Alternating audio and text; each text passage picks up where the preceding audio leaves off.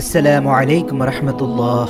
হযরত আবু হুরায়রা রাদিয়াল্লাহু তাআলা আনহু হতে বর্ণিত, নবী করিম সাল্লাল্লাহু আলাইহি ওয়াসাল্লাম ইরশাদ করেছেন, আল্লাহ পাকের আরশের সম্মুখে একটি নূরের স্তম্ভ আছে।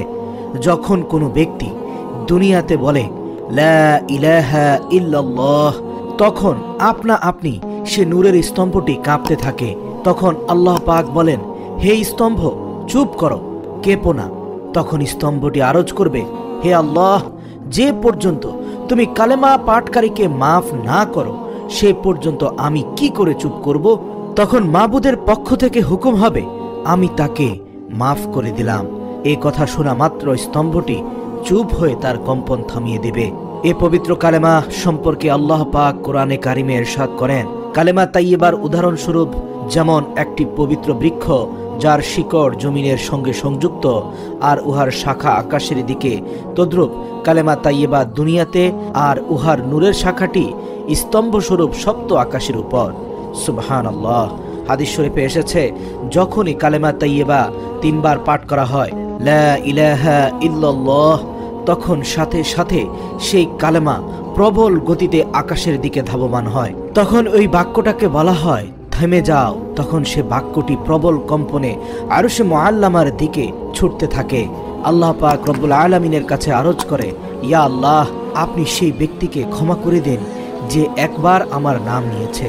তখন আল্লাহ পাক বলেন যে যখনই লা ইলাহা ইল্লাল্লাহ পাঠ করবে, আমি আল্লাহ তার জন্য সাক্ষী হয়ে যাব, আমি তাকে ক্ষমা করে দিলাম। সুবহানাল্লাহ।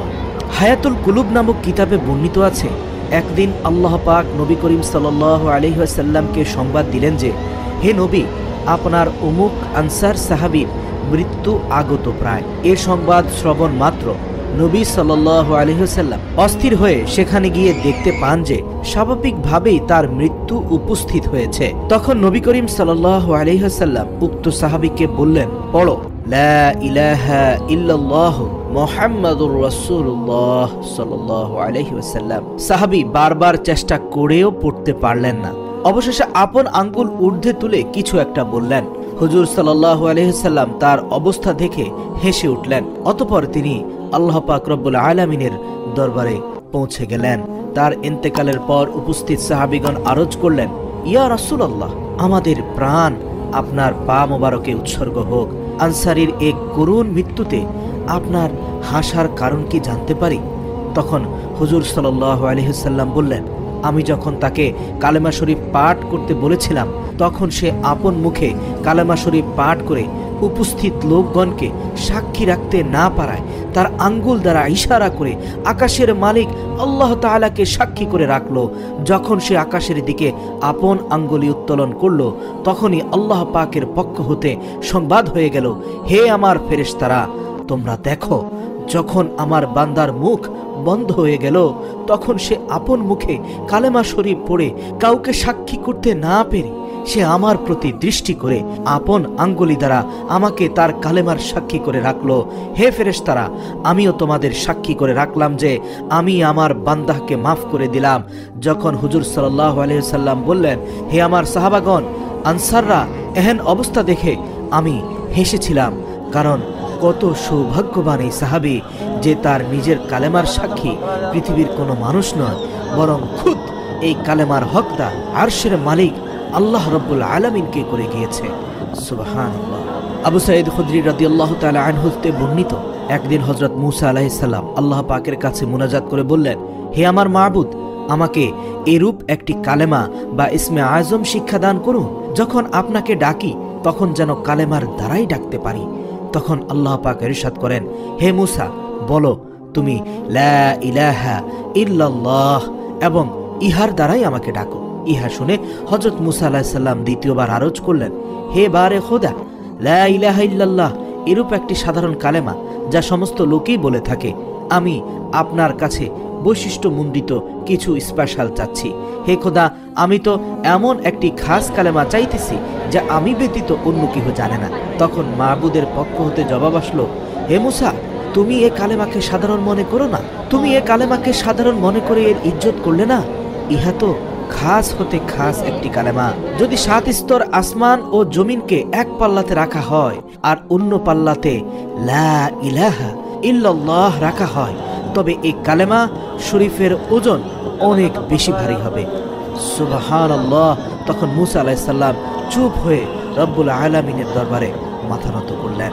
হাদিসটি নাসাই শরীফে রয়েছে, বাইহাকি শরীফে রয়েছে। একজন কাফের বাদশা পবিত্র ইসলাম ধর্মের ভয়ানক শত্রু ছিল। সে অনেক মুসলমানকে হত্যা করেছিল। ঘটনাক্রমে একবার মুসলমান সেনা তার উপর জয়লাভ করে। জীবিত অবস্থায় তাকে ধৃত করে নিয়ে আসলেন। সমস্ত মুসলমান একত্রিত হয়ে তাকে সাজা দেওয়ার মানসে এই সিদ্ধান্তে উপনীত হলো যে তাকে একটি তামার ডেকে ভরে তার উপরে ঢাকনা দিয়ে মুখ ঝালাই করে নিচে আগুন জ্বালিয়ে দেয়া হোক এবং এতে ধীরে ধীরে 2-3 দিন ধরে তাকে সিদ্ধ করে জ্বালিয়ে পুড়িয়ে গলিয়ে দেয়া হোক, যেন আপন কৃতকর্মের স্বাদ গ্রহণ করতে পারে। কেননা সে দীর্ঘ জীবন মুসলমানদের উপর অনেক অত্যাচার নির্যাতন করেছে। এ রায় সাব্যস্ত হওয়ার পর উক্ত কাফের বাদশাকে ড্যাগের মধ্যে রেখে মুখ ঝালাই করে বন্ধ করে দিল এবং নিচে আগুন জ্বালিয়ে দিল। যখন ড্যাগটি উত্তপ্ত হয়ে ওই কাফেরকে দুঃসহ কষ্ট দিতে লাগলো, তখন সে তার যাবতীয় দেবতাগণকে এ ভীষণ বিপদ থেকে রক্ষার জন্য ডাকতে লাগলো, হে আমার প্রভু, আমি তোমাদের জন্যই শ মুসলমানের প্রাণ বিনাশ করেছি। আজ তোমরা আমার এই বিপদকালে সাহায্য করো। এরূপে অশ্রু বিসর্জন করে বারবার বলতে লাগলো, কিন্তু মাটি পাথরের দেবতা কোনো উপকার করতে পারল না তার। অবশেষে কাফের বাদশা দেবতাদের হতে বিমুখ হয়ে মৃত্যুর যন্ত্রণা যখন তাকে ছটপট করতে শুরু করলো, উত্তপ্ত ডেকে যখন তার হাত পা গলে যাচ্ছিল, তখন আল্লাহ রব্বুল আলামিনের দরবারে আত্মসমর্পণ করে আপন মুখ ঊর্ধ্বে তুলে বলতে লাগলো, লা ইলাহা ইল্লাল্লাহ মুহাম্মাদুর রাসূলুল্লাহ। এ পবিত্র কালেমা বলার সঙ্গে সঙ্গে আল্লাহ পাক তার ইসলাম কবুল করে নিলেন। মহান আল্লাহ কোরআনুল কারিমে ইরশাদ করেন, আল্লাহ ব্যতীত আর কে আছে যিনি দুঃখে কষ্টে জর্জরিত হয়ে আহাজারি করতে থাকে, তার বিপদের সময় তাকে সাহায্য করতে পারে। আল্লাহ ব্যতীত আর কেউ নেই যিনি বিপদের সময় সাহায্য করতে পারে। হযরত ইউসুফ আলাইহিস সালাম অন্ধকার কূপে নিমজ্জিত হয়ে আল্লাহকে ডেকে কাছে পেয়েছেন। হযরত ইউনূস আলাইহিস সালাম সমুদ্রের নিচে মাছের পেটের মধ্যে থেকে আল্লাহকে স্মরণ করে কাছে পেয়েছেন। হযরত আইয়ুব আলাইহিস সালাম বহুদিন অসহ্য রোগে ভুগেও আল্লাহকে কাছে পেয়েছেন। অর্থাৎ সেখানে যে বিপদে আল্লাহকে ডেকেছেন সে সেখানেও তাকে পেয়েছেন। সুতরাং ওই কাফের বাদশা ও কালেমা শরীফ পাঠ করে ডাকার সাথে সাথে পাহাড়ের দিক হতে প্রবল বেগে ঝড় ঝন্ডা আসতে লাগলো। বৃষ্টির পানিতে সেই কাফের বাদশার ড্যাগের নিচে প্রজ্বলিত আগুন নিভে গেল। আল্লাহু আকবার। আর বাতাসে ড্যাগটিকে শূন্যে তুলে এক কাফের দেশে নিয়ে গেল। সে দেশে একটি লোকও আল্লাহ বলার ছিল না। যখন ড্যাগটি আকাশ হতে নিচে পড়তে লাগলো, তখন লোকেরা এ অলৌকিক নিদর্শন দেখে আশ্চর্যান্বিত হয়ে গেল। কেউ তো ভয়ে মূর্ছা যাওয়ার মতো অবস্থা। এত ভারী, ব্যাপক এবং বৃহৎ আকৃতির ড্যাগ কিভাবে উড়ে উড়ে আকাশ থেকে ধীরে সুস্থে নিচে নামছে, ব্যাপার কি? অবশেষে পতিত ড্যাগটি খুলে দেখতে পেল এক ব্যক্তি একেবারে নিরাপত্তা অবস্থায় ড্যাগের মধ্যে বসে কালেমায়ে তাইয়্যিবা পাঠে মগ্ন রয়েছে। তখন উপস্থিত লোকেরা তাকে জিজ্ঞেস করলো, আপনি কে? কিভাবে এই ড্যাগের মধ্যে আবদ্ধ রয়েছেন এবং কিভাবে এখানে এসেছেন? বাদশা বলল, আমি একজন কাফের বাদশা, এক আল্লাহ অবিশ্বাসী মুসলমানকে জীবনভর হত্যা করেছি। মুসলিম হত্যা করা বড়ই পুণ্যের কাজ মনে করে বহু মুসলিমের রক্তপাত করেছি। ঘটনাক্রমে মুসলমানরা আমাকে পরাজিত করে ধৃত করে মারার উদ্দেশ্যে ড্যাগের মধ্যে রেখে মুখ ঝালিয়ে প্রজ্বলিত অগ্নি মধ্যে ফেলে দেয়। এ সময় আমি আমার উপাস্য দেব দেবীর নিকট সাহায্য চাই, কিন্তু তারা কোনো উপকার করেনি বিধায় শেষমেশ বিশ্বস্রষ্টা পালনকর্তা আল্লাহ রব্বুল আলামিনের কাছে নিজের শিরককে কুরবানি দিয়ে এক আল্লাহর কাছে মুক্তির জন্য সাহায্য প্রার্থনা করলাম। তিনি আমাকে এই অবস্থায় পানি দিয়ে সে অগ্নি নিভিয়ে আকাশের মধ্যে ড্যাগকে ভাসিয়ে এখানে পৌঁছে দিয়েছেন। উপস্থিত লোকজন ইসলামের সুশীতল ছায়ায় প্রবেশ করার জন্য আকুল হয়ে পড়লেন।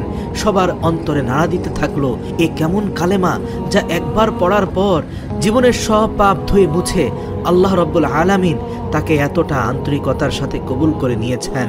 তারা সবাই পড়তে থাকলো আশহাদু আল্লা ইলাহা ইল্লাল্লাহু ওয়া আশহাদু আন্না মুহাম্মাদান আবদুহু ওয়া রাসূলুহু। অল্প দিনের মধ্যেই সে দেশে সমস্ত লোক মুসলমান হয়ে গেল। দুদিন আগেও যে দেশে আল্লাহ বলার কেউ ছিল না, দুদিন পরে সেখানে সব পাক্কা ইমানদার মুমিন।